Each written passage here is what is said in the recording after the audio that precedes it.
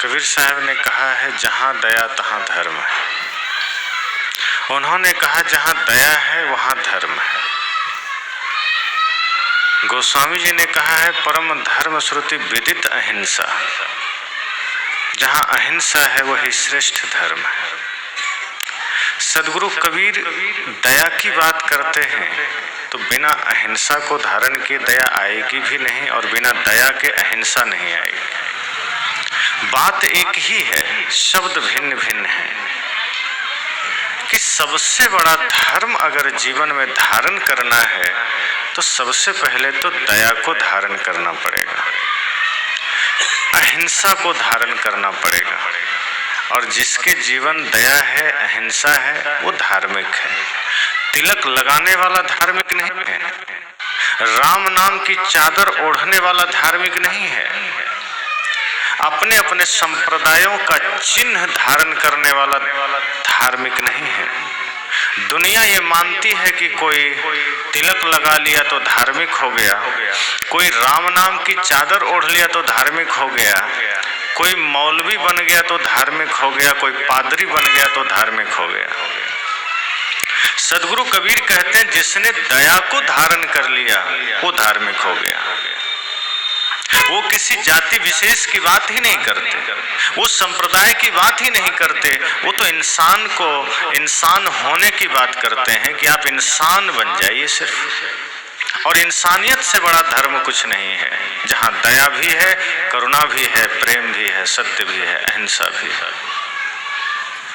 तो सबसे बड़ा धर्म की जब बात आती है तो वो संपूर्ण जगत को आप अगर निहार के देखेंगे तो दया का नाम सदगुरु ने कहा है, अहिंसा की बात सदगुरु कबीर ने कहा है। लेकिन क्या आज हम सब दया अपने दिलों में धारण कर पा रहे हैं? क्या हम अहिंसा में जी पा रहे हैं? किसी जीव की हत्या करना ही हिंसा नहीं है, किसी के साथ कटु बोलना भी हिंसा है, किसी को गाली देना भी हिंसा है, और तो और मन से गलत सोचना भी हिंसा है। हमें बोलने की भी जरूरत नहीं है, अगर हम सोच लिए तो हमने हिंसा कर दिया। अगर हम किसी के लिए गलत सोच लिए हिंसा हो गई। किसी के ऊपर तलवार चलाने से ही किसी की हत्या नहीं होती, किसी के लिए गलत हमने सोचा, हमने मानसिक हत्या कर दिया और हम हिंसक हो गए। साहब ने कहा जहां दया तहां धर्म है, कि जहां दया है वहां धर्म है। दया नहीं है तो धर्म नहीं है, चाहे बाहरी कितने भी चिन्ह हम पहन लें, चाहे लाल कपड़े पहन लें, चाहे सफेद पहन लें, चाहे लाल टीका लगा लें, चाहे सफेद लगा लें, चाहे ओम नमः शिवाय का जाप कर लें, चाहे वाहे गुरु जी कर लें, चाहे अल्लाहू अकबर कर लें, कुछ भी कहना बाहरी है, दया के बिना सब सोना है। दया है हृदय में तो बाहरी चिन्ह अनिवार्य नहीं है। अगर दया है दिल में तो तिलक लगाना अनिवार्य नहीं है, वो व्यक्ति धार्मिक है। दया है हृदय में तो राम नाम की चादर ओढ़ना अनिवार्य नहीं है, वो राम भक्त है, वो दयालु है, वो धार्मिक है। जैसे किसी को प्यास लगे तो पानी पीना अनिवार्य है, पानी का फार्मूला जानना अनिवार्य नहीं है कि H2O जो जानेगा वो ही पिएगा। जिसको H2O का ज्ञान नहीं है वो भी पानी पी सकता है। और यदि H2O को जानना ही महत्वपूर्ण होता तो पेड़ पौधे और जानवर तो H2O जानते ही नहीं है, फिर वो पानी पीते हैं, तृप्त होते हैं। बाहरी चीजों को ही जानना धर्म की पहचान होती तब तो फिर जो बड़े बड़े वेशधारी हैं वो सबसे बड़े धार्मिक होते हैं। अभी माघ मेला चल रहा है प्रयागराज, आप जाके देखेंगे वहां एक से एक आपको धार्मिकों की भीड़ नजर आएगी। अपने को देखेंगे और उनको देखेंगे तो लगेगा धरती का सबसे धार्मिक आदमी यही होना चाहिए, वो कांटे पर लेटा है। लगेगा इससे बड़ा धार्मिक कौन हो सकता है, कांटा पर लेटा है। और लेटा है, लोग वहां पैसा फेंक रहा है। जब इतना ही धार्मिक है तो जंगल में चुपचाप कांटे में लेट जाओ, झाड़ी में जाके। लोगों के बीच में लेटने की क्या जरूरत है? कोई हाथ ऊंचा करके खड़ा है, क्या बिगाड़ा है इस हाथ ने? जबरदस्ती हाथ को कष्ट दे रहे हैं। कोई चारों तरफ बर्फ की सिल्ली रख करके ठंडी में बैठा है। बड़े बड़े धार्मिक मिलेंगे। सुबह गंगा में प्रथम स्नान के लिए तलवारें तन जाती, ऐसे ऐसे धार्मिक मिलेंगे। तिलक इतना लगाए रहते हैं कि भैंस देख ले तो भड़क के भाग जाए। ऐसे ऐसे धार्मिकों की भीड़ आपको वहां मिलेगी। और रावण ने भी यही किया था। भेष रावण ने भी बनाया था। दाढ़ी इतना बढ़ाया कि ओरिजिनल साधु भी उसके सामने फीका लगने लगा। और त्रिशूल इतना बड़ा लिया कि शिव जी का त्रिशूल भी 6 इंच छोटा था।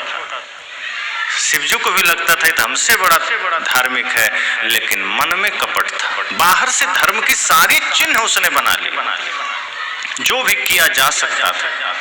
धार्मिक होने की बाहरी चिन्हों को उसने धारण किया।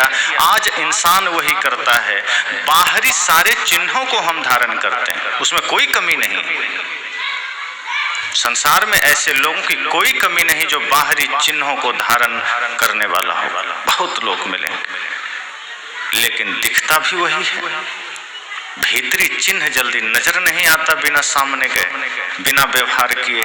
तो आदमी सोचता है जो बाहरी चिन्ह है, जिसके पास कीमती गाड़ी है, जिसके चारों तरफ कुछ चेले हैं, जिनकी दाढ़ी बड़ी है, जिनके देह पर चादरें बढ़िया बढ़िया है, वही आदमी सबसे बड़ा धार्मिक है। लेकिन ऐसे लोगों को न धर्म से मतलब होता है, न धर्म का पता होता है, ना तो ऐसे लोगों को संत महापुरुष से मतलब होता है, ना भगवान से मतलब होता है। ऐसे लोग सिर्फ अपने पेट पालने के लिए जो कुछ करना हो। और ऐसे ऐसे लोग हैं जो मंच में जाने से पहले शराब पीते हैं। बहुत ऐसे लोग जो राम की कथा कहने जा रहे हैं, कृष्ण की कथा कहने जा रहे हैं, लेकिन वो मंच में जाने से पहले शराब पी रहे हैं। क्यों? कि कथा कहने का मूड बनाना है। बिना शराब पिए कथा कह नहीं सकते। ऐसे ऐसे लोग हैं, उनको दुनियादारी से कोई मतलब नहीं, अपनी सुख सुविधा से मतलब है। और धर्म का बाहर चोला चलता रहे। हिंसा कोई कर रहा है, पाप कर रहा है, खुद कर रहा है, कोई मतलब नहीं। ऐसे लोग हाथ में स्वर्ग का टिकट भी रखते हैं। कोई आदमी कहा कि हम बड़े दुखी हैं, मेरे पिताजी गुजर गए, पता नहीं कहाँ गए होंगे। वो आदमी तुरंत कहता है चिंता मत करो, मैं आ रहा हूँ, मेरे पास टिकट, नरक में गया होगा ट्रांसफर तुरंत स्वर्ग में करा देंगे। ऐसे लोग। एक बार जन्माष्टमी का समय था, वृंदावन धाम सजाया जा रहा था, भगवान कृष्ण का जन्मदिन। बड़े उत्सव की तैयारी थी। जो मेन मंदिर है, जो मेन महंत है, वो तैयारी में लगे थे। चारों ओर फूल मालाएं दीप सजाए जा रहे थे। रोचक कहानी है, भगवान कृष्ण का एक रूपक तैयार किया गया है। तो ये सब देख करके भगवान कृष्ण को लगा कि आज मैं वृंदावन में नहीं हूँ, आज मैं वहाँ धरती पर नहीं हूँ, फिर भी मेरे लिए इतने लोग तत्पर हैं, इतनी भक्ति है, इतनी निष्ठा है। काश मैं वहाँ होता, यदि मैं वहाँ चला जाऊँ ओरिजिनल, लोग कितने खुश होंगे। कितने बढ़िया बढ़िया भक्त हैं मेरे, रोज मूर्ति पे आके नाक रगड़ते हैं। मेरी मूर्ति घिस गई नाक रगड़ते रगड़ते, इतने बड़े बड़े भक्त हैं। अगर मैं चला जाऊं आज के दिन तो मेरे भक्त तो बड़े खुश होंगे, बड़े प्रसन्न होंगे। भगवान कृष्ण सोचते हैं कि क्यों ना मैं ही चला जाऊं, मूर्ति के सामने आरती घुमाने से अच्छा है मेरे ही सामने घुमा लो। मेरे प्रतीक की पूजा कर रहे हैं, अगर मैं स्वयं चला जाऊं तो कितना अच्छा होगा। इतना सारा विचार उनके मन में आया और वो धरती पर आ गए। मंदिर के बाहर बड़ा सा गेट था, गेट पर द्वारपाल खड़ा था। द्वारपाल के पास जैसे ही भगवान कृष्ण पहुंचे, द्वारपाल ने रोक दिया, ठहरो, कहाँ जा रहे हो? कृष्ण ने कहा, मुझे नहीं पहचाना, मेरा ही तो मंदिर है, मेरी ही तो पूजा हो रही है, मेरी ही जन्मदिन की तैयारी चल रही है, मैं कृष्ण हूँ। द्वारपाल ने कहा, हट, तेरे जैसे बहुरूपिया बहुत देखा है, लगता है किसी नाटक से भाग के आया, भाग। महंत जी गुस्सा करेंगे। कृष्ण जी सोचते हैं, ये तो द्वारपाल है, इसको क्या पता मैं कौन हूँ, ये तो सिर्फ रक्षा के लिए खड़ा है। महंत तो जानता ही होगा, जो मेन पुजारी है उसको तो पता ही होगा, वो तो मुझे जानता होगा। कृष्ण जी को थोड़ा संदेह तो हुआ कि कैसे लोग हैं, मुझे नहीं जानता, मेरा मंदिर है, मेरा सब कुछ है, और मेरे को ही रोक रहा है। फिर भी वो दाएं बाएं करके घुस गए अंदर। कहा, कोई बात नहीं। अब देखते हैं, जब अंदर घुसते हैं तो अंदर पूरी तैयारी चल रही है, लोग नाच रहे हैं, गा रहे हैं, चारों ओर फुलझड़ियां लगाई जा रही है, दीप जलाए जा रहे हैं। बड़े खुश हुए भगवान कृष्ण, कहे, क्या गजब की तैयारी, मेरे न होने के बाद सिर्फ मेरी स्मृति के साथ, मेरी छवि के साथ, मेरी मूर्ति के साथ, मेरी प्रतिमा के साथ इतनी बड़ी तैयारी। आज अगर मैं यहाँ उपस्थित हो रहा हूँ तो ये लोग तो और मगन हो जाएंगे। इसी ख्याल के साथ वो आगे बढ़ने लगे। देखते हैं तभी मंदिर का कपाट खुलता है और वहाँ से पुजारी निकल रहा है। कोई छाता लगाया है, धूप नहीं है फिर भी छाता लगाया है। महंतों की बड़ी इच्छा होती है कोई छाता लगा के चले। दो चेले अगल बगल झाड़ू जैसा एक तो बाल होता है घोड़े का, पता नहीं क्या होता, उसको हिला रहे हैं, चंवर डुला रहे हैं। दो तीन पीछे से जयकारा लगा रहे हैं और कुछ लोग फूल छिड़क रहे हैं। गुरु जी आगे बढ़े, पुजारी जी। कृष्ण जी ने सोचा, लगता है मेन चेला मेरा यही, ये तो मुझे पहचान लेगा। और कृष्ण जी उस पुजारी के सामने जाके खड़े हो गए। पुजारी ने कहा, ये कौन है यहाँ? कहा, तुम भी नहीं पहचाना? कहा, चलो चलो, बहुरूपिया कहाँ से आ गया नाटक छोड़ के, कह हटाओ इसको, हटाओ। कृष्ण जी ने कहा, सच में तुम नहीं पहचाना? कहा, चलो चलो, तुम लोग नाटक से भाग के यहाँ आ गए, हम सब जानते हैं। अपने लड़कों से कहा, उठाओ इसको, बंद करो मंदिर में। कहाँ से आ गया? हट्टे कट्टे नौजवान लड़कों ने भगवान कृष्ण को उठाया। कृष्ण भी सोचे, चलो बंद करने देते हैं, देखते हैं क्या क्या करता है।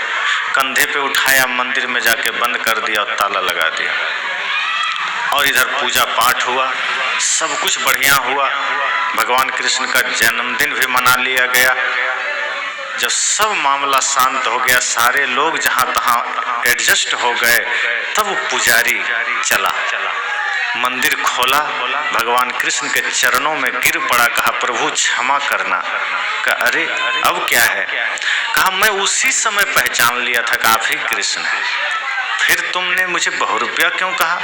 कहा, यदि हम उस समय बोल देते सबको कि ये भगवान कृष्ण हमारे बीच आ गए हैं, तो हमारे चेले हमारी सेवा छोड़ आपकी में लग जाते, फिर हमारा तो भट्ठी बैठ जाता, फिर तो मेरी कोई पूजा ही नहीं करता। आपकी यहाँ जरूरत ही नहीं है, आप वहीं ठीक हैं गौलोक में, वहीं चले जाइए। यहाँ हम सब कुछ बढ़िया संभाल रहे हैं, यहाँ हम देख रहे हैं, हमको यहाँ बढ़िया सब चल रहा है, आपकी आवश्यकता नहीं है। यहाँ मेरा सब काम दनादन चल रहा है, आप क्यों आ गए? भगवान ने कहा कि हमें तो लगा था कि मुझे देख करके तुम प्रसन्न होगे, हमें तो लगा मेरी उपस्थिति तुम्हें सुकून देगा, लेकिन तुम तो पहले से ऐसी तैयारी में लगे हो कि मेरी पूजा, मेरा जन्म को भी तुमने धंधा बना लिया। और कहते हैं तब से वो अंतर्ध्यान हो गए, दोबारा नहीं आए। यही आदमी आज भी कर रहा है।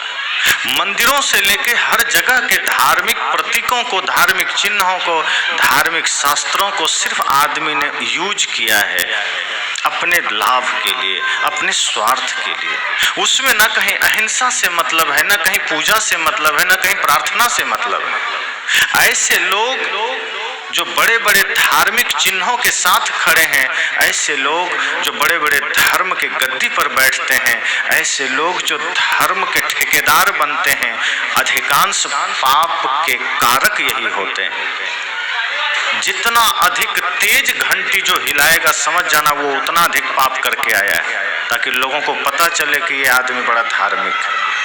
जो जितना अधिक हल्ला मचा के प्रार्थना गाएगा, समझ जाना वो उतना अधिक पाप करके आया। तो धार्मिक चिन्हों को हम धारण करते हैं, पर धर्म का असली मर्म हमारे जीवन में नहीं होता। इसलिए हमारे द्वारा जाने अनजाने में हिंसा हो रही है, जाने अनजाने में पाप होते चले जाते हैं, जाने अनजाने में हम गलत करते चले जाते हैं। हम जागृत नहीं हो पाते, अपने कर्मों के प्रति हम सजग नहीं हो पाते। हम बोलने के बाद सजग होने की चेष्टा करते हैं, पाप करने के बाद सजग होने की चेष्टा करते हैं। साहब कहते हैं नहीं, दया धर्म है सबसे बड़ा, अहिंसा परम धर्म है। धर्म न दूसर सत्य समाना, गोस्वामी जी ने कहा कि सत्य के समान दूसरा धर्म नहीं है। लेकिन बात जब अहिंसा की आ गई, वहां गोस्वामी जी सोचने लग गए, अब क्या करें, हमने तो सत्य को पहले ही धर्म कह दिया है, अब अहिंसा के लिए क्या बोलें। तब उनको कुछ नहीं सूझा तो वहां परम शब्द जोड़ दिया कि परम धर्म सुति विदित अहिंसा। जब कुछ समझ में नहीं आया कि सत्य भी धर्म है, करुणा भी धर्म है, प्रेम भी धर्म है, दया भी धर्म है, लेकिन जब अहिंसा की बात आई तो परम शब्द का सहारा लिया और जोड़ दिया कि ए परम शब्द, अब तुम्हारा ही सहारा है, क्योंकि अहिंसा तो सर्वोपरि है। और परम का मतलब है श्रेष्ठ, बड़ा। किस परम धर्म श्रुति विदित अहिंसा, अहिंसा को परम धर्म कहा। तो वो अहिंसा आज हमारे जीवन से विलुप्त हो गई। मैंने कहा सिर्फ किसी की हत्या करना ही हत्या नहीं है, किसी के लिए मन से गलत सोचना भी हिंसा है, हत्या है। दया का पाठ और दया जैसे शब्दों की प्रार्थना हम बहुत से प्रार्थनाओं में गाते हैं। दया कर दान भक्ति का हमें परमात्मा देना, ऐसी प्रार्थना है। भक्ति दान गुरु दीजिए देवन को देवा, या दया पर बहुत सारे श्लोक हम बोलते हैं। ये हमारा ऑटोमेटिक हो गया है। जैसे मंदिर गए आदमी, अचानक मन में दुकान का ख्याल चल रहा है, बाजार का ख्याल चल रहा है, पर हाथ ऑटोमेटिक हो गया, घंटी हाथ में आगे हिल रहा है, मुख से प्रार्थना चल रही है, माइंड वहाँ दुकान में काम कर रहा है। हमने धार्मिक प्रतीकों का सिर्फ प्रयोग किया है, जिया नहीं है उसमें। और यही कारण है कि ये संसार आज कबाड़ खाना बन गया है, आज हमारा जीवन बूचड़ खाना बन गया है। आज चारों तरफ जो अफरा तफरी का माहौल है वो इसी का प्रमाण है कि हमने सारे प्रतीकों को बाहर से लगाया है, भीतर प्रवेश ही नहीं हुआ। जंगल सा दृश्य हो गया, बाजार देखिए है खून से सना हुआ, अखबार देखिए। कवि कहता है कि आज पूरा दृश्य जंगल जैसा हो गया। जंगल तो बेहतर ही है, जंगल से भी बदतर स्थिति समाज की हो गई है, राष्ट्र की हो गई है। चारों तरफ कहीं भ्रष्टाचार है, कहीं लूट है, कहीं छीना है, कहीं झपटी है, कहीं झगड़ा है, कहीं स्वार्थ है, कहीं हिंसा है। कवि कहता है जंगल सा दृश्य हो गया, बाजार देखिए है खून से सना हुआ, अखबार देखिए। आप सुबह सुबह अखबार देखिए, 10, 20, 50 हिंसा की घटनाएं, बलात्कार के घटनाएं, भ्रष्टाचार के घटनाएं न छपी हो तो अखबार अधूरा लगता है। हर दिन आदत हो गई है कि अखबार में ऐसी घटनाएं आएंगी ही। और ये कौन लोग हैं जो हिंसा कर रहे हैं? ये कौन लोग हैं जो अपने ही देश में इतने सारे तांडव मचा रहे हैं, भ्रष्टाचार कर रहे हैं? क्या ये पाकिस्तान से आए हैं? क्या ये चीन से आए हैं? अपने ही देश, अपने ही मिट्टी में जन्म लेने वाले लोग हैं जो हिंसा में लगे हैं, जो भ्रष्टाचार में लगे हैं, जो पापों में लगे हैं, अत्याचार में लगे हैं। क्या ये धर्म से दूर हैं? जहां ये है वहां भी धार्मिक कथाएं हो रही है, जहां ये है उस घर में भी रामायण रखा हुआ है, वहां भी वेद रखा हुआ है, लेकिन इनके जीवन में न वेद की कोई बात है, न रामायण का कोई शब्द है, न संतों का कोई आदर्श है। ये अपना अलग जीवन, दोहरी जिंदगी जिसे कहते हैं, चेहरे पे चेहरा लगावे दुनिया, असलियत को अपना छिपावे दुनिया। एक चेहरे पे कई चेहरे लगा लेते हैं लोग, फिल्मी गीत भी है कि एक चेहरे पर कई चेहरे लोग लगा लेते हैं। घर में है तो अलग चेहरा है, बाजार में तो अलग चेहरा है, किसी से मिलने गए तो अलग चेहरा है। व्यक्ति भीतर बाहर एक हो ही नहीं पाता। आज हम बहुत से चीजें ऐसी करते हैं जो हमें छोड़ देनी चाहिए। परंपरा के नाम पर बहुत से पाप चलते हैं, परंपरा के नाम पर बहुत से आडंबर चलते हैं। लोग कहते हैं क्या करें, हमारे पूर्वज करते थे हम कर रहे हैं। जो गलतियां पूर्वजों ने की है वो आज करना जरूरी थोड़े है। आज हम वैज्ञानिक युग में जी रहे हैं, आज हम विवेक के साथ जीने की चेष्टा करें, हम हिंसा का रास्ता छोड़ें, हम पाप का रास्ता छोड़ें। अंगुलीमाल बहुत आतंकवादी था, हिंसा का रास्ता छोड़ा। अब अंगुलीमाल का बेटा कहता कि नहीं पिताजी हिंसकी थे, हम कैसे छोड़ दें। वो भी लोगों की उंगलियां काटते थे, गला काटते थे, मैं कैसे छोड़ दूं, ये मेरा पूर्वज का काम है। रत्नाकर का बच्चा कहता मैं तो नहीं छोड़ सकता। बड़े बड़े आतंकवादी जो सुधर के साधु बन गए वो कहते मेरा बेटा, मेरा पिता तो ऐसा था, मैं क्यों छोड़ दूं। कल की गलतियों को आज हम पूर्वज की परंपरा न बना लें। कल की गलतियों को जब हम परंपरा बना लेते हैं तो वो परंपरा फिर नर्क बनाती है हमें। परंपराएं तो आदमी बनाता और बिगाड़ता है, सत्य को परंपरा बनाने की जरूरत नहीं है और गलत को हम परंपरा बना देते हैं। ध्यान को, धर्म को परंपरा बनाने की जरूरत नहीं है, वो बिना बनाए ही जीवन में वो प्रकट हो जाता है। लेकिन जिसे जरूरत नहीं है हम उन चीजों को परंपरा बना देते हैं। पूजा के नाम पर पाखंड, पूजा के नाम पर आडंबर, धर्म के नाम पर हिंसा बहुत चलता है। सदगुरु कबीर इसीलिए व्याकुल हो जाते थे कि लोग धार्मिक चिन्हों का इस्तेमाल करके हिंसा कर रहे हैं। जो नादान है, नासमझ है, जो राक्षस ही है उसकी तो बात नहीं करता मैं, लेकिन जो धार्मिक चोला पहनकर धर्म के कथा कह करके अगर हिंसा कर रहा है तो उससे बड़ा राक्षस फिर कोई नहीं है। सदगुरु कबीर एक बार चले जा रहे थे, दुर्गा माता का मंदिर मिल गया। देखते हैं वहाँ बड़ी भीड़ थी और आवाजें आ रही थी, मंत्रोच्चार चल रहा था पंडितों का। सदगुरु कबीर जिज्ञासु भी थे, उनकी उत्कंठा हुई कि चलो एक बार चल के देखते हैं, दुर्गा माता के मंदिर में इतनी भीड़ है। जब गए तो देखते हैं वहाँ पूजा चल रही है और एक व्यक्ति जो सबसे ज्यादा हठयोगी था वो लेटा हुआ था और यहाँ सीने पे कलश रख के उस पर गेहूं उगाया हुआ था। कबीर साहब ने कहते बड़ा भक्त है माता का। एक तरफ पंडित मंत्रोच्चार कर रहा था, कुछ श्लोक पढ़ रहा था, कुछ लोग ताली बजा रहे थे, माता रानी की जय कर रहे थे। सब कुछ देखा, कहा वाह क्या बात, समाज बदल जाएगा। कबीर साहब ने सोचा परिवर्तन आ जाएगा समाज में, लोग बड़े धार्मिक मालूम पड़ते हैं, ये धर्म का स्थल है, लोग कितने भक्ति में डूबे हैं। तभी साहब की नजर घूमी, देखते हैं उधर भेड़ बकरियां बंधी सैकड़ों की संख्या में।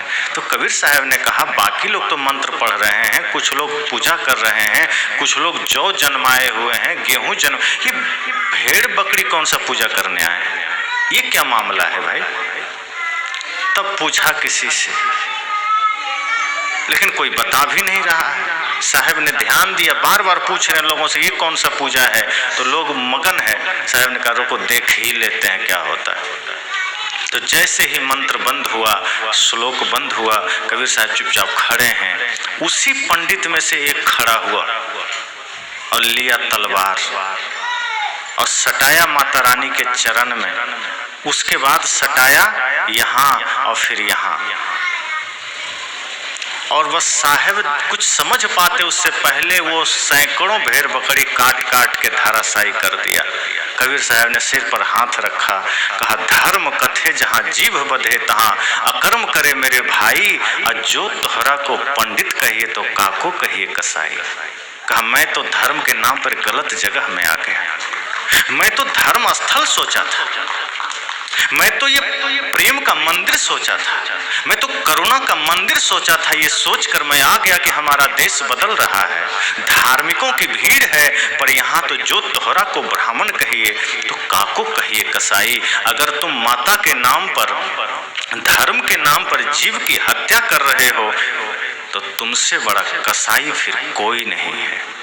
दूसरा कौन कसाई होगा?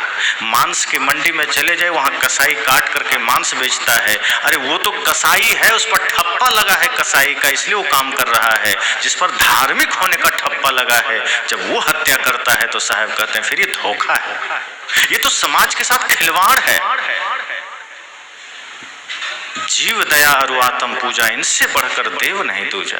साहब ने कहा जीव दया और आत्मा सरीखे सभी आत्माओं की पूजा से बड़ा कोई न पूजा है न देवता है। और यहाँ आदमी कर क्या रहा है? हिंसा का रास्ता चुन लिया। साहब ने कहा बड़ी पीड़ा हुई, पंडितों के नाम पर हम कसाईयों के बीच चले गए। हमें तो लगा कोई पंडित बैठा है, कोई ज्ञानी बैठा है, पर यहाँ तो कसाई बैठा है, जिसको अपने शरीर पर एक खरोंच भी आ जाए तो बाप बाप करने लगता है। वो भेड़ बकरियों को गाजर मूली की तरह काट रहा है। अरे बलि ही देना है, अपने बुराइयों की बलि दे के देखो, माता रानी जरूर प्रसन्न होंगे। बलि ही देना है, अपने बुरे कर्मों की बलि दीजिए, अपने क्रोध की बलि दीजिए, अपने अहंकार की बलि दीजिए। हम जीव जंतु को मारे काटे चले जा रहे हैं। कौन हक दिया जीव जंतु को मारने का? एक तरफ कहते हैं सब भगवान की संतान है और उन्हीं की संतान को हम तलवार से काटे चले जा रहे हैं, ये सोचे बिना कि भगवान खुश होंगे या दुखी होंगे। भगवान कभी हिंसा से खुश नहीं होते, और जो भगवान हिंसा या बलि से खुश होता है वो भगवान हो नहीं सकता, वो एक नंबर का शैतान होगा। भगवान की परिभाषा क्या है? जो करुणामयी है, जो प्रेम का सागर है, जो अहिंसा की प्रतिमूर्ति है। ऐसे भगवान अगर बलि स्वीकार कर रहा है, भेड़ बकरियों को स्वीकार कर रहा है, वो भगवान नहीं, वो शैतान है। इसलिए भगवान के नाम पर तो पाप मत करिए, भगवान के नाम पर तो हिंसा मत करिए, पूर्वजों के नाम पर हिंसा मत करिए। जो गलतियां पूर्वजों ने की है मत दोहराइए, हिंसा का रास्ता त्यागिए, प्रेम का रास्ता पकड़िए। देखिए भगवान की सदगुरु संतों की कृपा बरसेगी, प्रकृति की कृपा बरसेगी। अगर भगवान को खुश करना है, लगता है भगवान खुश होते हैं तो जीव जंतुओं के वध से नहीं खुश होते, अपने स्वार्थ कारण, जिभ्या लंपट कारण, जिभ्या स्वार्थ कारण आदमी हत्या भी करता है। जो तोहरा को सांचा देवा तो खेत चरत क्यों न लैया जी। साहब ने कहा अगर वो देवता इतना ताकतवर है, सच्चा है, तो खेत में चरते भेड़ बकरी को ले लेगा, तुम्हें देने की क्या जरूरत है। और दशहरा के एक दिन दे दो, साल में एक दिन दे दो, बाकी दिन वो क्या खाता है? और दिन तो ख्याल नहीं करते, और दिन खिलाओ पिलाओ। अगर पता चल जाए सच में भगवान खाने लगे हैं और रोज खाना देना है, आदमी छिपता फिरेगा कि हमको देना ना पड़ जाए। द्वार पर कोई भिक्षुक आ जाए, हम एक मुट्ठी अन्न देने में सब चाहते हैं, लेकिन भगवान के नाम पर अपना पेट भरना है, जीव की हत्या करना है, मौका मिल गया मारते हैं, काटते हैं, खाते हैं। शेर तो मांसाहारी है जन्म से, भेड़िया मांसाहारी है, कुत्ता बिल्ली मांसाहारी है जन्म से। वो जिंदा को खाता है, पकड़ता है, गला दबा के खा जाता है। साहब ने कहा है अगर तुम जन्म से मांसाहारी पैदा हुए हो तो जीव जंतु को तुम भी पकड़ो और दांत से चबा के खा जाओ, कढ़ाई में डाल के पकाने की क्या जरूरत है, अगर तुम सच में जन्म से मांसाहारी।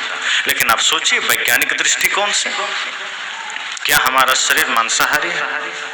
नहीं है। जितने मांसाहारी जीव हैं उसका मुख में आगे के 2 दांत नुकीले होते हैं, और जितने शाकाहारी हैं उसके सभी दांत बराबर होते हैं, प्रकृति ने पहले से बना के भेजा है। जितने मांसाहारी जीव जंतु हैं वो जीभ से पानी पीते हैं, लप लप करके पानी पीते हैं, वो कंठ से नहीं पी सकते, घूट घूट करके, वो जीभ से पीते हैं। और जितने शाकाहारी हैं वो सब कंठ से पानी पीते हैं। आप देख लें, जितने मांसाहारी प्राणी हैं वो जब धरती पर जन्म लेते हैं तो जन्म के घंटों बाद, दिनों के बाद आंखें खुलती है, और जो शाकाहारी है वो जन्म लेते ही आंख खोल के देखता है संसार को। ये सारे प्राकृतिक रूप से परिवर्तन है मांसाहारी और शाकाहारी में। जो मांसाहारी है उसकी आंतें छोटी होती है ताकि मांस पच जाए, जो शाकाहारी है उसकी आंतें उसकी ऊंचाई से, उसकी लंबाई से 5 गुना बड़ी होती है। ये सारी भिन्नताएं प्रकृति ने हमें दिया है, फिर भी हम राक्षस बने चले जा रहे हैं। हमें दैत्य होने में ही सुकून मिलता है। साहब ने कहा है इंसान बनिए। पहले राक्षस और देवता में यही तो फर्क था। जो मांस खाता था, बलि देता था, वो राक्षस कहलाया। और विष्णु जी के जो भक्त हुए, जो भक्ति करने लगे, जो बेलपत्र, जो तुलसी चढ़ाते थे, बतासा चढ़ाते थे प्रसाद में श्रद्धा भक्ति से, वो सब वैष्णव कहलाए, सब इंसान कहलाए, देवता कहलाए। जो राक्षसी प्रवृत्ति के लोग थे वो हिंसा का रास्ता चुन लिए। उन्होंने मांस, मछली, जुआ, शराब, ताड़ी, गुटखा आदि। आज अगर हम वही कर रहे हैं तो हम राम का नाम लेने का अधिकारी नहीं है, हम कृष्ण का नाम लेने का अधिकारी नहीं है। अगर हमारे जीवन में हिंसा मिटी नहीं है, फिर हम कृष्ण तो हिंसकी आदमी को देख करके सुदर्शन चक्र चला देते थे कि ये आदमी ठीक नहीं धरती के लिए। आदमी पूजा हनुमान जी का करता है, आचरण रावण का करता है। और अगर कोई रावण का आचरण करके हनुमान जी को बुलाएगा कि हनुमान जी चले आइए, तो ध्यान रखना हनुमान जी हो सकता है आ भी जाएं, तो रावण के पास अगर हनुमान जी जाएंगे तो गदा लगाने जाएंगे, आशीर्वाद देने नहीं जाएंगे। अगर कोई रावण बन के हनुमान जी को बुलाएंगे और कहीं गलती से आ गए तो 2-4 गदा पड़ेगा, आशीर्वाद तो नहीं मिलेगा। इसलिए अगर कर्म रावण का है तो हनुमान की उपासना भी व्यर्थ है। हनुमान की उपासना भी करनी है तो हनुमान जी के जैसा बनिए, परम त्यागी, तपस्वी, बाल ब्रह्मचारी, सारी शक्ति से संपन्न, सारे भक्ति से संपन्न, सर्वगुण संपन्न, फिर भी विनम्रता के प्रतिमूर्ति हैं, भक्ति के पराकाष्ठा पर है। ऐसे व्यक्तित्व हनुमान जी का है। लेकिन हनुमान जी का लॉकेट आदमी आज पहनना शुरू कर दिया कि हम बजरंग बली के भक्त हैं।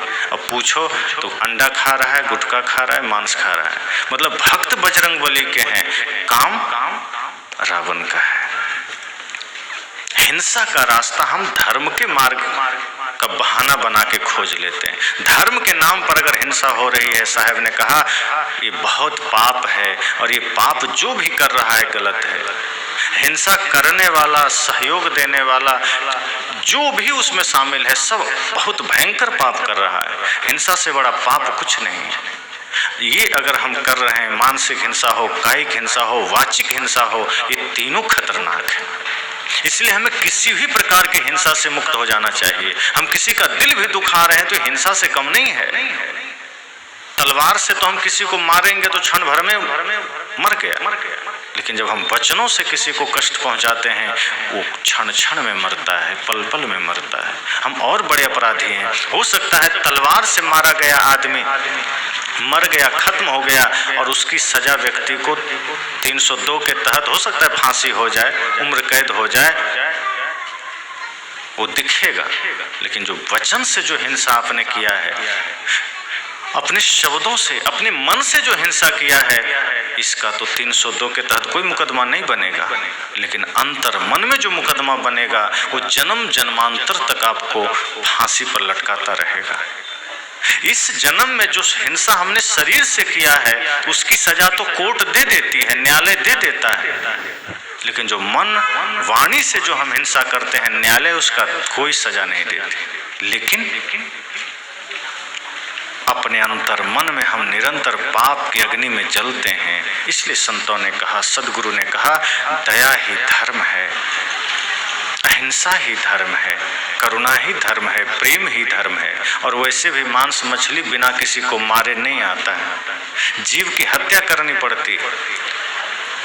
गाजर मूली की तरह जमीन में गाड़ा हुआ तो नहीं है, अन्य सब्जियों की तरह पेड़ में लटका हुआ भी नहीं। जब तक किसी जीव की हम हत्या नहीं करेंगे, नहीं आ सकता। और जीव हत्या को सभी शास्त्रों ने पाप कहा है, जीव वध को सबसे बड़ा पाप कहा है। सदगुरु कबीर तो इसके बहुत खिलाफ है। जीव मत मारो बापुरा सबका एक प्राण। ये साखी बहुत प्रचलित है, बहुत जगह आप सुनते आ रहे हैं, सुनते रहेंगे, लेकिन इसके पीछे का अर्थ हमें समझना होगा। साहब जब ये बात कहते हैं बड़ी पीड़ा में कहते हैं। देखे होंगे ऐसे ही जगह जगह लोगों को धर्म के नाम पर पाप करते, देखे होंगे लोगों को ऐसे ही तांडव मचाते धर्म के नाम पर। तो धर्म के नाम पर हिंसा करना बहुत बड़ा पाप है। और मांस तो आदमी का भोजन है ही नहीं। मांस, मछली, अंडा, बीड़ी, तंबाकू कुछ भी आदमी का भोजन नहीं है। आज हमारा खान पान बिल्कुल बिगड़ गया है। आदमी जो आज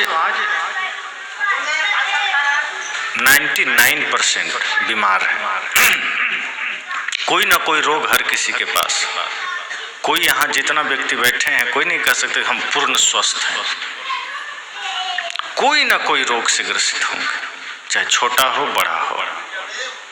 और जब रोग आता है तो हम दवा ले करके मेडिकल स्टोर घर को ही बना लेते हैं। वो रोग आता कैसे है? असंयम से आता है।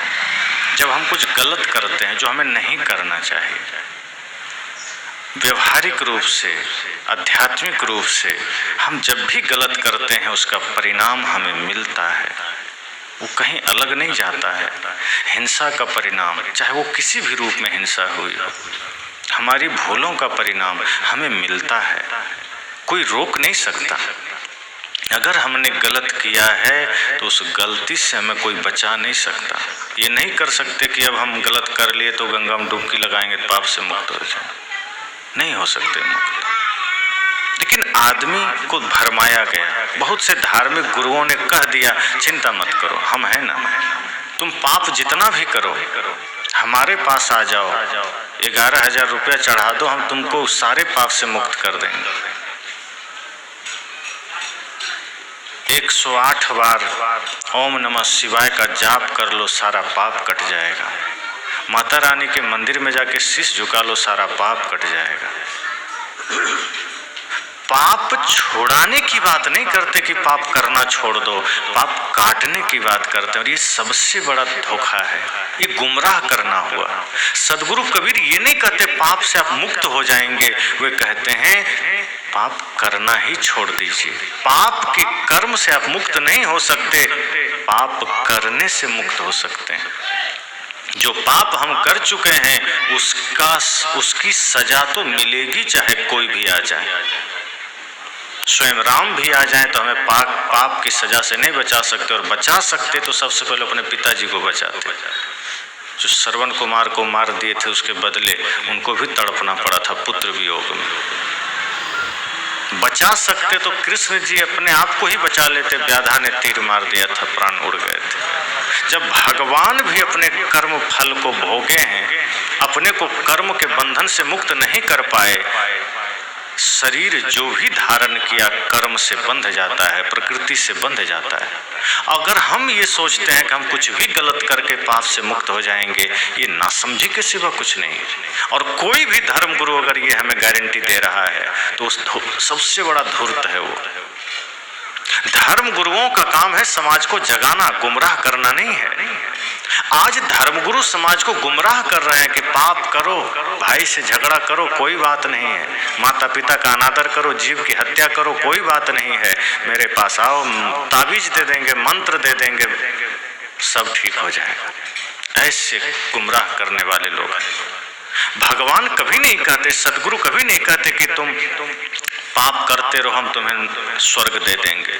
वे कहते हैं जब तक पाप करना छोड़ोगे नहीं, जब तक गलत करना छोड़ोगे नहीं, छोड़ना तो दूर सोचोगे नहीं, जब तक गलत करना सोचना तक बंद करना होगा, तभी जीवन में कोई सुख शांति की किरण आ सकती है, तभी स्वर्ग का जीवन हो सकता है। स्वर्ग कहीं कोई बाहर लोक नहीं है जहां घूस देके प्रवेश हो जाएंगे। स्वर्ग मनस्थिति है।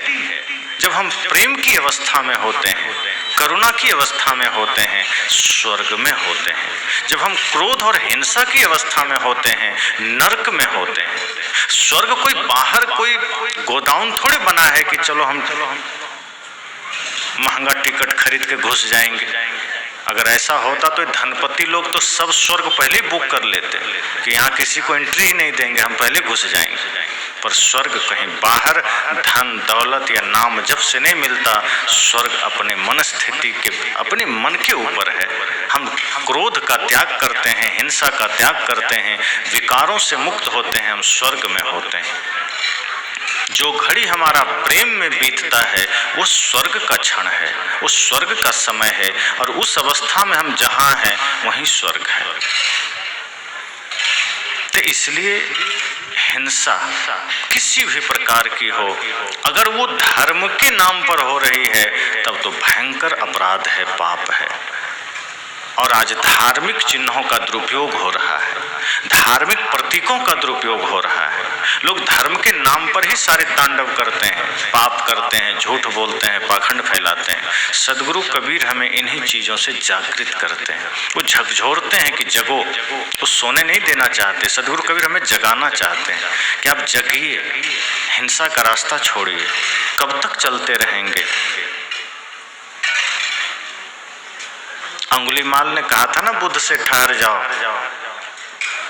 बुद्ध फिर भी चल रहे हैं। अंगुलीमाल ने कहा मैंने कहा ना ठहर जाओ, बुद्ध ठहर गए और कहते हैं मैं तो ठहर गया, तुम कब ठहरोगे?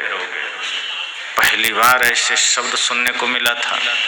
अंगुलीमाल को लगा मेरे सामने आने क्या, मेरी आवाज सुन के लोग थर थर कांपने लगते हैं, मूर्छित हो जाते हैं। ये आदमी कौन है जो उल्टा सवाल हमसे कर रहा है? ये कौन आदमी है? कूद के सामने आया, कहा मैंने तुमको कहा ठहर जाओ, तुम मुझे कह रहे ठहर जाओ। बुद्ध ने कहा मैं तो बहुत पहले ठहर गया था, तुम कब ठहरोगे? कहा मैं तो ठहरा हुआ हूँ। कहा नहीं, तुम बेतहाशा दौड़े चले जा रहे हो, मैं बहुत पहले ठहर गया था। उसने कहा मैं समझा नहीं, मेरे सामने कोई हिम्मत नहीं करता बात करने। कहा तुम जिस क्रूरता के रास्ते पर दौड़े चले जा रहे हो कब ठहरोगे? तुम जिस हिंसा के रास्ते पर दौड़े चले जा रहे हो कब ठहरोगे? तुम जिस अज्ञानता के रास्ते पर दौड़े चले जा रहे हो कब ठहरोगे? तुम जिस क्रोध के रास्ते पर दौड़ रहे हो बेतहाशा बिना लगाम के, कब ठहरोगे? मैं तो कब के ठहर चुका हूँ, मैं तो अब प्रेम और करुणा के रास्ते पर हूँ, मैं तो अब परमानंद के रास्ते पर हूँ। दौड़ तो तुम रहे हो हिंसा के मार्ग पर, तुम तो बेतहाशा दौड़े चले जा रहे हो, परिणाम का ज्ञान भी है। तो आदमी दौड़े चला जा रहा है हिंसा के मार्ग पर, आदमी दौड़े चले जा रहा है पाप के मार्ग पर, सोचता ही नहीं कि इसका परिणाम भी कुछ भयंकर होने वाला है। बस परंपरा के नाम पर पाप करते चले जाना है, सोचना नहीं, अपना दिमाग नहीं लगाना है। अगर परंपरा के नाम पर ही सब करना होता तो प्रकृति के द्वारा हमें विवेक क्यों मिलता, बुद्धि क्यों मिलती? हर पल हम जाग के जी सकें, हर समय हम जागृत होकर सारे काम कर सकें, इसलिए इंसान जानवरों से अलग है। वरना अंतर क्या है? अगर एक बुद्धि और विवेक को छोड़ दें तो आदमी तो जानवर से भी गया बीता है। जानवर का तो फिर भी शरीर बिक जाता है, चाम का ढोलक बन जाता है, वाद्यंत्र बन जाते हैं, नाखून का कुछ आभूषण बन जाता है, बाल का भी कुछ बन जाता है, उसके आंतों का भी कुछ बन जाता है, उसके दांत, सब कुछ बन जाता है। मानुष तेरा गुण बड़ा, मांस ना आवे काज, हाड़ ना होते आवरण, त्वचा न बाजन बाजन। अगर आदमी के भीतर से विवेक और बुद्धि निकाल दें तो आदमी जानवर के सामने दो कौड़ी का भी नहीं है। और वो आदमी घमंड कर रहा है, पाप कर रहा है, आगे चले जा रहा है। साहब ने कहा ये विवेक और बुद्धि मिली है, विवेक मिला है, बुद्धि मिली है, इसका प्रयोग करिए जीवन को बेहतर बनाने में। ऐसा कुछ अपने भीतर सद्गुण को जागृत करिए कि जानवर से कीमती आपका जीवन हो सके। वरना जानवर बेहतर है हमसे, जानवर प्रकृति में जी रहा है। कभी गाय मर जाएगी, मांस नहीं खाएगी। कुत्ता सर्वाहारी है, मांस भी खाता है, अन्न भी खाता है। आदमी आज वही हो गया है, दोनों खा रहा है। बिल्ली मांस खा रही है, शेर मांस खा रहा है। शेर मर जाएगा, दाल भात सब्जी नहीं खाएगा, प्रकृति प्रदत्त है वो। हम उसको कितना भी ज्ञान सुनाएं पिंजरा में यहाँ रख दिया जाए शेर और साप्ताहिक भागवत कथा शुरू हो जाए या बीजक कथा, और शेर को हम खूब सुनाएं कि धार्मिक बन जाओ, अहिंसा अपना लो, और 7वें दिन कहीं गलती से पिंजरा खोल दिया तो इसमें से कोई जिंदा नहीं बचेगा। कोई धर्म काम नहीं करता, प्रकृति प्रदत्त है, वो स्थिर है अपने धर्म पर, वो अपने धर्म से डिग नहीं सकता।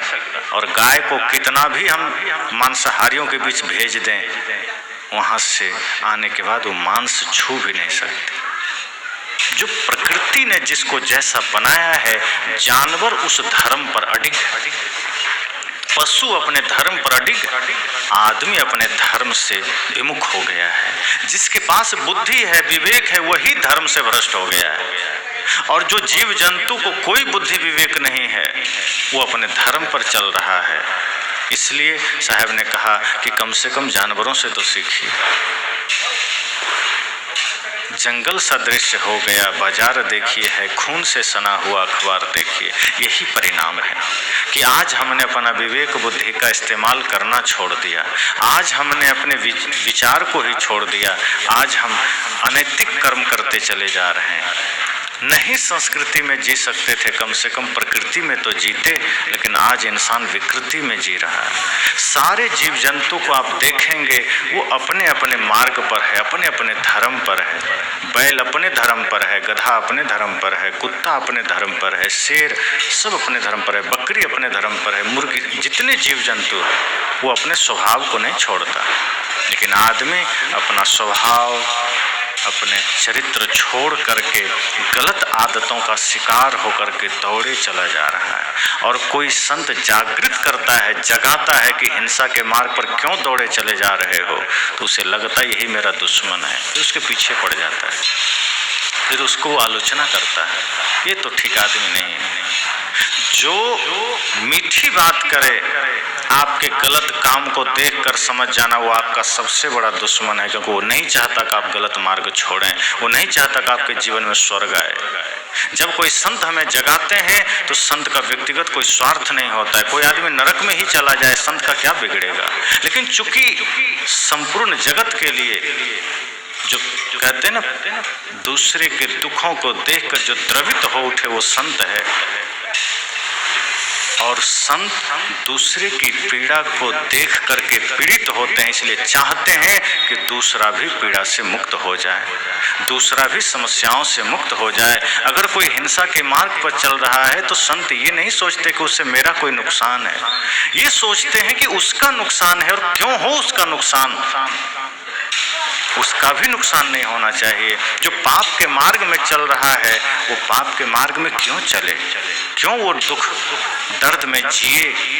एक सच्चे संत की पहचान तो यही है, अपने हो या पराये सबके लिए हो न्याय।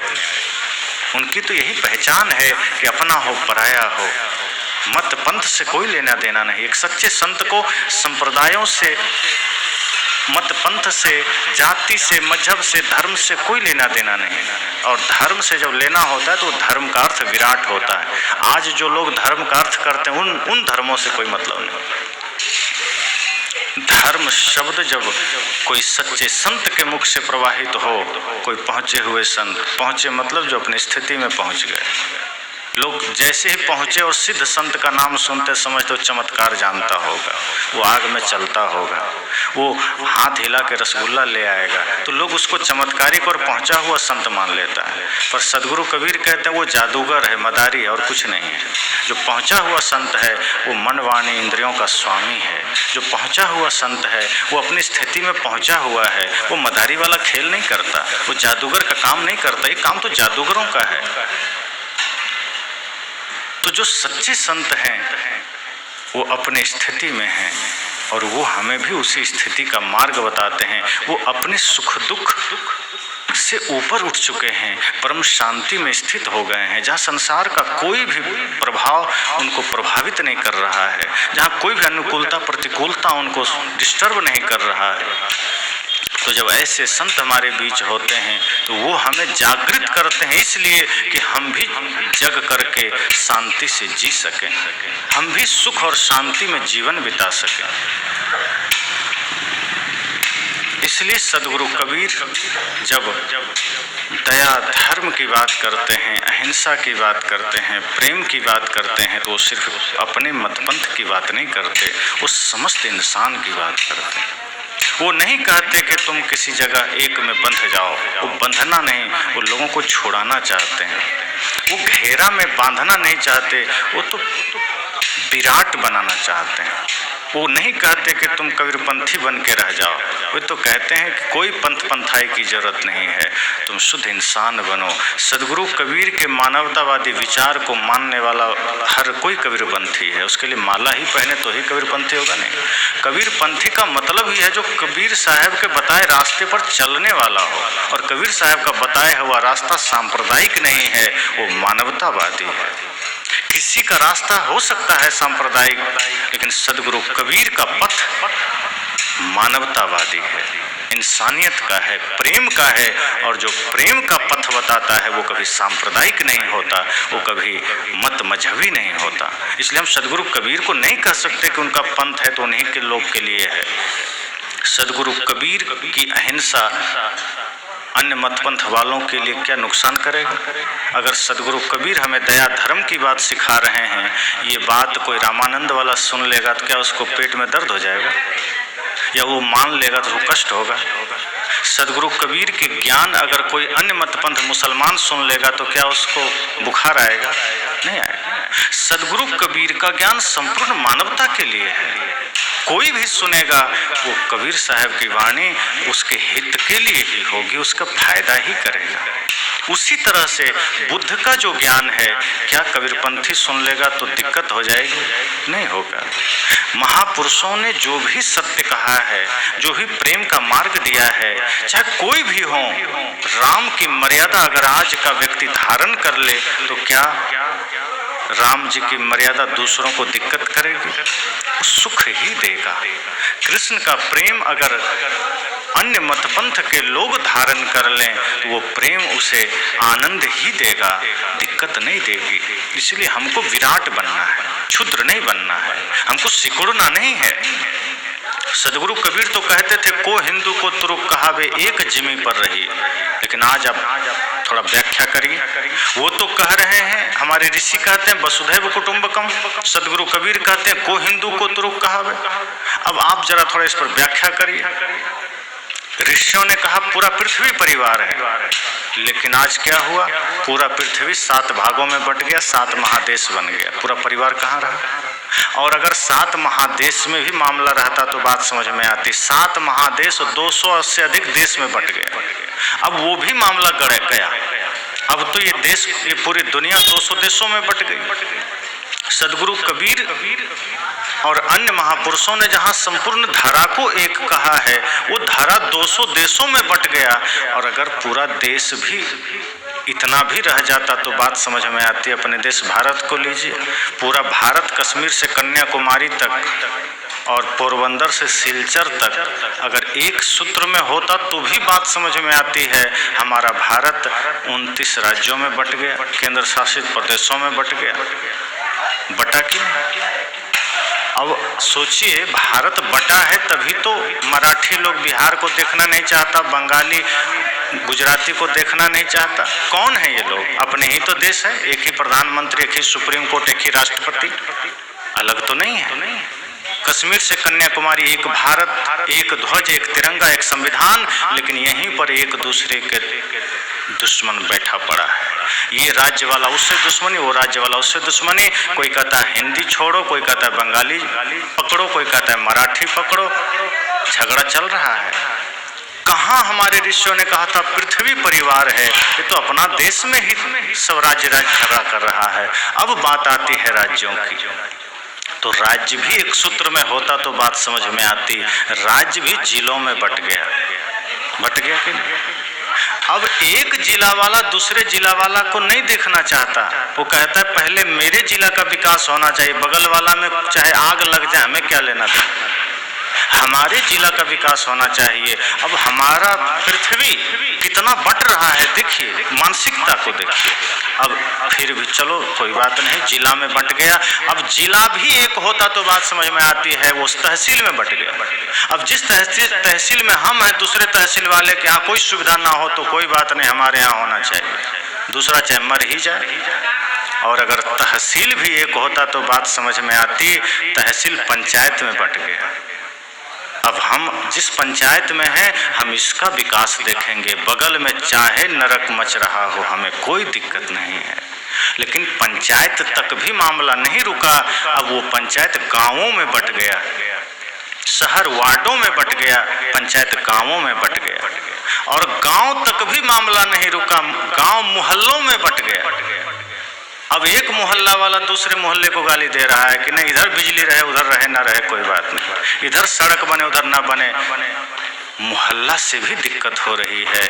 और मोहल्ला तो छोड़िए, वहाँ तक भी मामला नहीं रुका, अब मोहल्ला में परिवार बंट गए, घर बंट गए। अब हमारा घर ठीक रहे, पड़ोसी में आग लगे, हमें कोई दिक्कत नहीं। तो घर भी बंट गया, घर तक मामला रहता तो भी बात समझ में आती, मामला वहाँ तक नहीं है। अब घर भी बंट गया, भाई भाई में बंटवारा हो गया।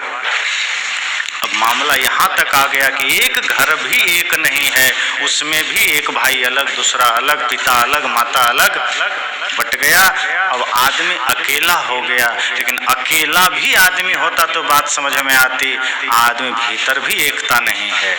संतो घर में झगड़ा भारी, साहब ने कहा रात दिवस मिली उठ उठ ना लागे 5 ढोटा एक नारी। आदमी भीतर भी अकेला नहीं है, वहां भी झगड़ा मचा हुआ है। किसका?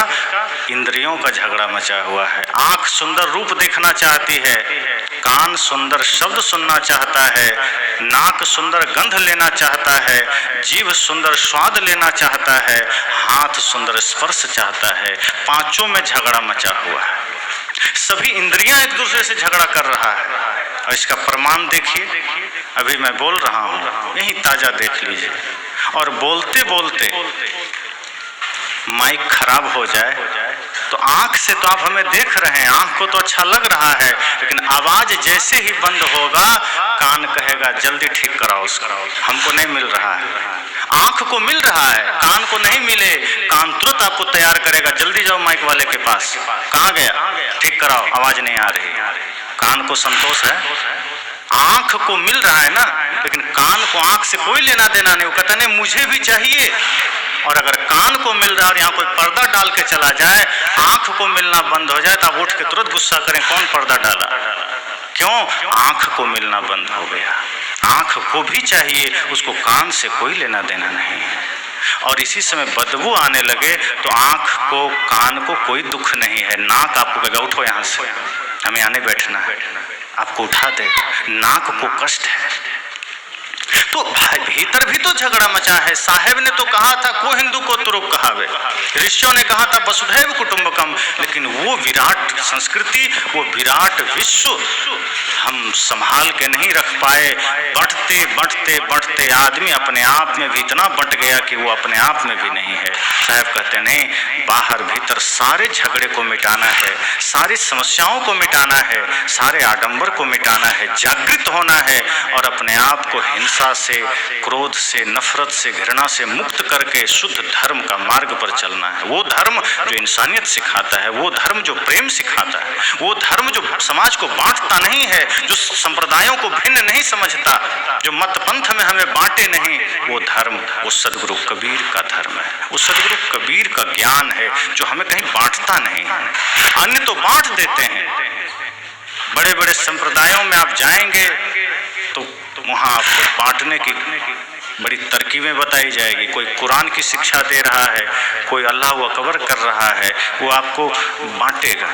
इसके अलावा दूसरा सुनना नहीं है, कहीं और सिर झुकाना नहीं है। लेकिन सदगुरु कबीर कहते हैं नहीं, ना कुरान, ना पुराण, ना अल्लाह, ना कुछ नहीं, आत्म पूजा। सब घट मेरो साइया, सबके प्रति दया, सबके प्रति करुणा, सबके प्रति भाव, जो ये हृदय में धारण कर लिया वही इंसान इस समस्त सृष्टि का सहायक बनता है। तो इसी भाव के साथ हम सबको सदगुरु कबीर के विचारों को अंतर तक ले जाना है, भीतर तक प्रविष्ट कराना है, क्योंकि सदगुरु कबीर का जो विचार है वो एंटीबायोटिक दवा है, आयुर्वेदिक, जो बहुत गहरे से जड़ से उखाड़ के सब कुछ फेंक देता है। वो दबाता नहीं, तत्कालिक इलाज नहीं करता। सदगुरु कबीर का ज्ञान आयुर्वेदिक प्रचंड ज्ञान है। आज के जमाने का आयुर्वेदिक नहीं, हमारे पूर्व के जमाने का, जब महर्षि चरक, सुश्रुत, बांगभट्ट के जमाने का, जब 10-10 मिनट में सर्जरी हो जाया करता था। अंग्रेजों ने तो आज सर्जरी सीखा है, वो भी भारत से सीखा है, नाम अपना लेता है। सर्जरी भी भारत के ऋषि मुनियों का ही दिया हुआ है। और वो सर्जरी जब हमारे ऋषि मुनि आयुर्वेदिक रूप से कर देते थे, कटे हुए अंग को 1 घंटे में जोड़ देते थे, वो उस समय का तो सदगुरु कबीर का वही आयुर्वेद का प्रचंड ज्ञान है, जो व्यक्ति के भीतर जमे हुए तमाम अंधविश्वास, आडंबर, पाखंड के बीमारी को निकालकर खत्म कर देती है। उनका ज्ञान खत्म कर देता है और व्यक्ति को निरोग बना देता है। और जो निरोग होता है तन से और मन से, उसके लिए कोई भेद नहीं है। उसके लिए फिर पूरा जगत वसुधैव कुटुंबकम है। उसके लिए फिर वही भाव है, सर्वे भवन्तु सुखिनः। उसके लिए वही बात है, जेते औरत मर्द पाने सो सब रूप तुम्हारा। हम सब सदगुरु कबीर के इन्हीं विचारों को धारण करें और सत्य के पथ पर चलें, प्रेम के पथ पर चलें। धर्म के नाम पर जो भी पाप हम करते आए हैं उसका त्याग करें, कठोरता से पालन करें और समस्त सृष्टि को प्रेम की नज़र से देखें, करुणा की दृष्टि से देखें।